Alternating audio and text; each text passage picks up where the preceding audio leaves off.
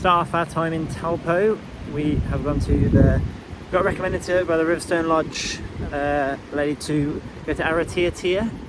There's like a dam. I'll show you a video, and it goes into like a canyon of water, and when the dam opens, like the water just spurts out, and it's where the desolation of Smog, you know, when the orcs are chasing them on the barrels and they're going through the water, that's where it was filmed, which is pretty cool.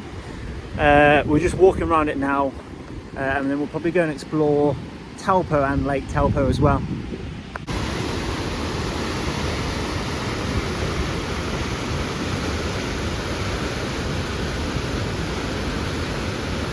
You can just hear how loud and how powerful the water is.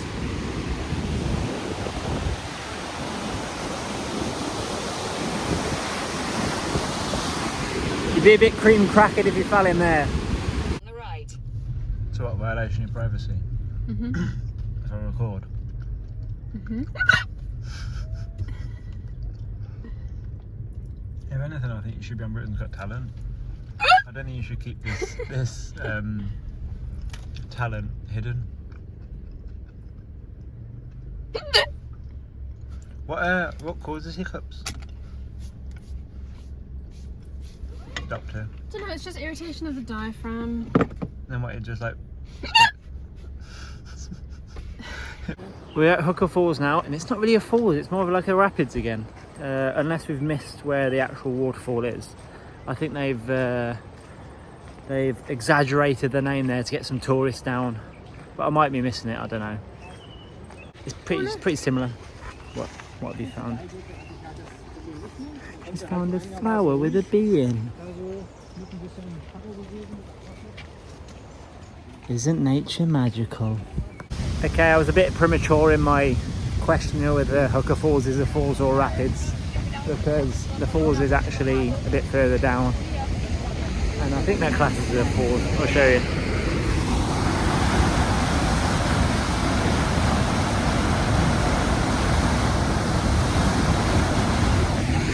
Yeah, that's a falls. That's a falls.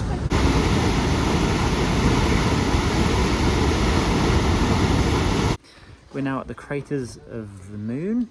Is that what it is? Craters of the Moon. Craters of the Moon. But we're at peak capitalism because it costs $10 to see a natural phenomenon. But listen, they probably make sure the track's okay and nice and people don't trash the place, because humans tend to trash things. But yeah, this is the track.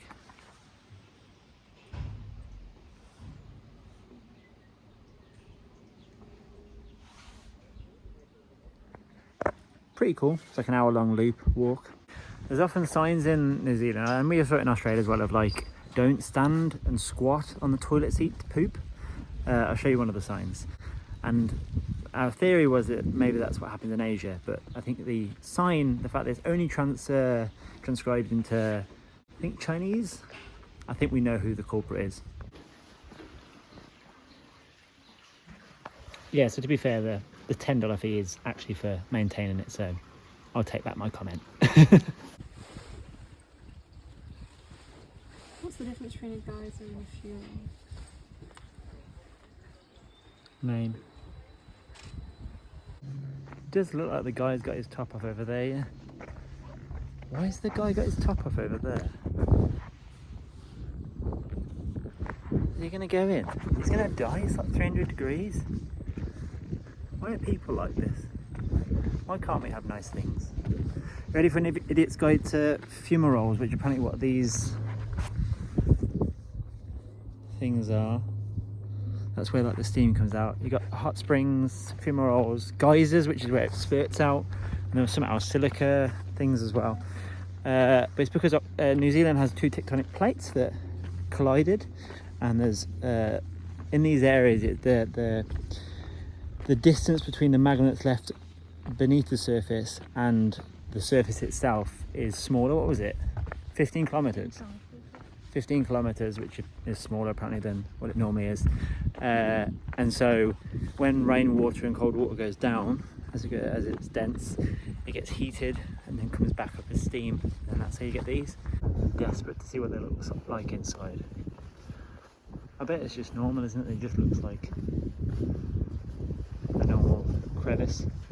It does does look like a normal crevice. It's smoky.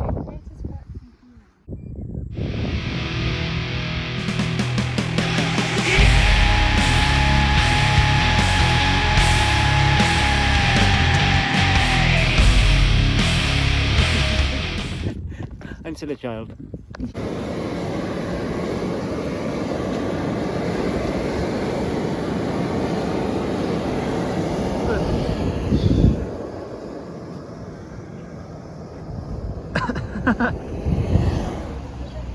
This is Taupo, Taupo. I don't know. People say it many different ways. I ain't got a clue which one's right. It's nice. It's a bit more bustling. There's a lot of stuff going on in the town, especially compared to Tarangi. Definitely bigger. The lake's pretty. Seems like nice food places. It has a McDonald's with a plane in the play area, which was quite cool. Very nice. Pretty nice caravan, considering we stayed in a crap hole hostel not long ago. Happy to have our own space and no farting, apart from Claire. And no snoring, apart from Luke. No, I don't snore. And I don't fart. I'm a bit ashamed to say I've been in New Zealand for like 2 weeks or so, and I've not been in any lakes yet. I've been in Wakatipu, I've been Tekapo, Wanaka, I've still not been in any of the lakes, so Taupo is the one. There's a big bloody bird there, I don't know if you can see it. Hope it don't kill me. It didn't feel that cold, but it's to do with the spring.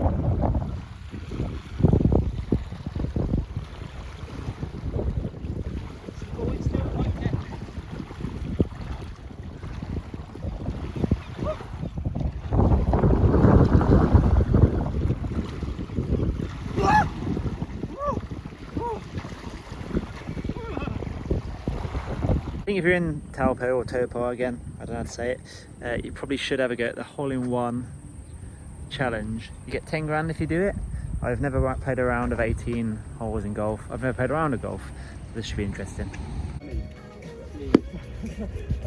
That's what most of them are going to be.